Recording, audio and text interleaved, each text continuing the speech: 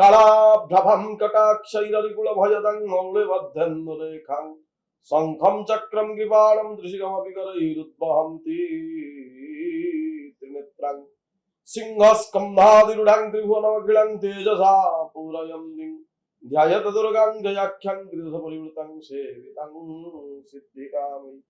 मैया राजराजेश्वरी परम पावनी माँ वन दुर्गा के चरण में शत शत प्रणाम करते हुए, जगत वासियों के कल्याण का कामना करते हुए, माँ भगवती कैसे सब व्यक्तियों को रोग मुक्त करे, आयु आरोग्य उनका बढ़ाए, ये कामना करते हुए आज का कार्यक्रम और आपका कार्यक्रम शुरू करते हैं।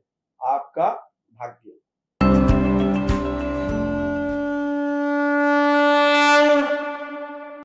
आज हम चर्चा करते हैं कि आपका घर में ब्लैक मैजिक और तंत्र का प्रयोग अगर होता है तो कैसे करेंगे खुद को और खुद के घर को प्रोटेक्ट।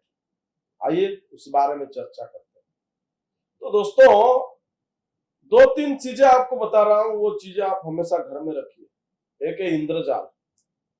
इंद्रजाल को आपका घर का जो मेन एंट्रेंस है, घर का मेन एंट्रेंस के ऊपर भाग में लगाइए।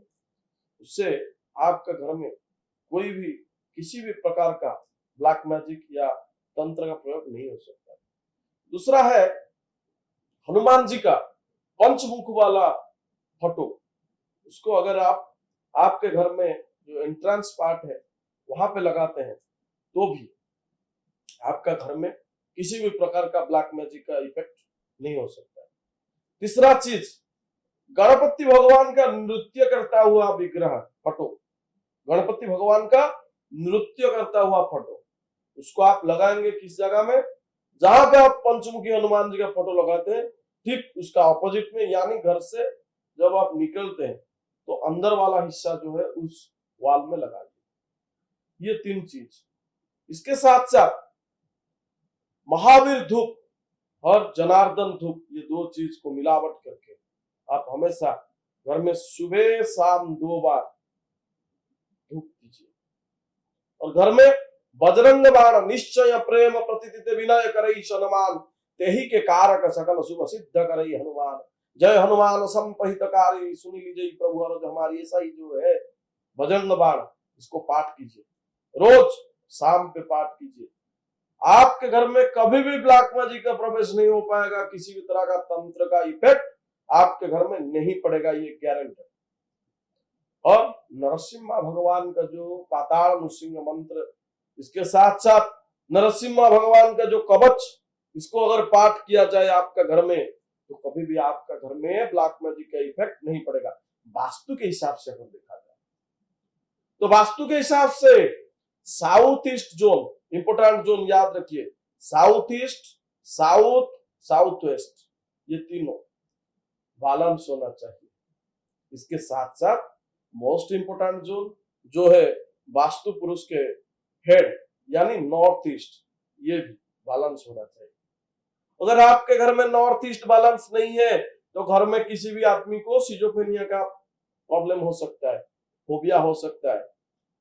और ज्यादातर आपके घर में ब्लैक मैजिक ना होते हुए भी आप देखेंगे कुछ व्यक्तियां रहते हैं, हमारे पास आते रहते हैं, उन लोगों का घर में कोई भी ब्लैक मैजिक नहीं रहता है, कोई भी किसी भी तरह का तंत्र नहीं रहता है, लेकिन उनका डर उनको खा लेता है।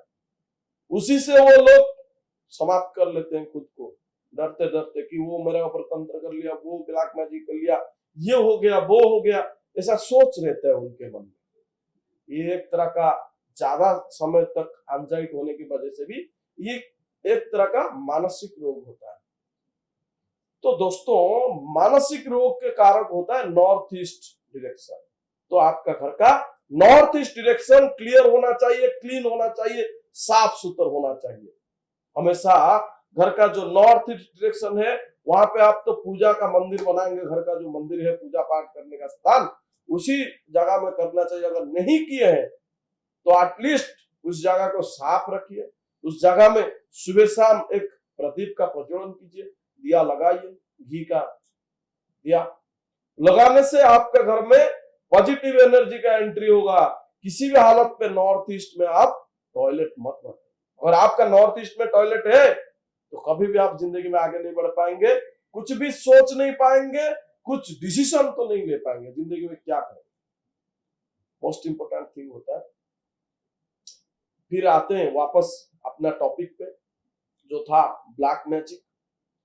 तो दोस्तों, जो ब्लैक मैजिक होता है, अगर आपको ज्यादा समय लगता है कि हाँ मेरा घर में ब्लैक मैजिक चल रहा है और आपका ऊपर चल रहा है, तो एक छोटा सा उपाय बता रहा हूं कि सच में आपका ऊपर ब्लैक मैजिक का कोई इफेक्ट है कि नहीं, कैसा पता चलेगा।